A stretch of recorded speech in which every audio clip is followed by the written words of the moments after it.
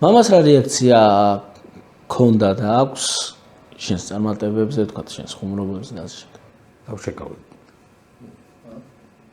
ნუ ჩემი კარგი უხარია, როგორც უმეტესობა მშობლებს ალბათ. დანარჩენი რა, თვითონაც ხუმრობა უყვარს, ანეკდოტები უყვარს.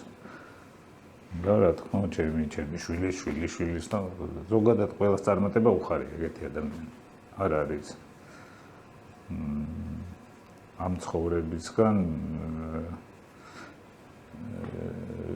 ვინმეს თუდი რო უხარდეს ეგეთი ადამიანი არ არის.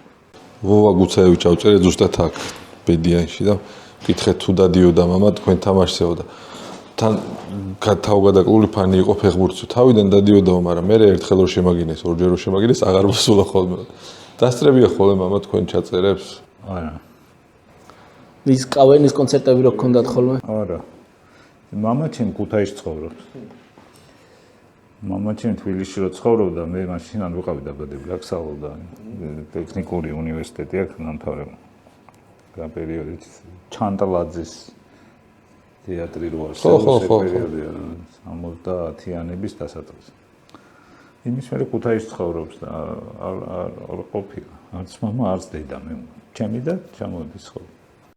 რატო დაუსვიეს კითხვა, იცი წარმომიდგენია რომ უფრო რო ვიცი რომ მამა ჩემი იქვია რაღაც ტელევიზიაში.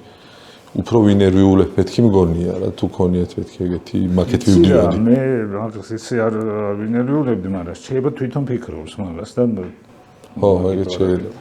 მაგდროს ალბათ ის უფრო გძნობს. ჩემ გამო არ ინერვიულობს ხომ.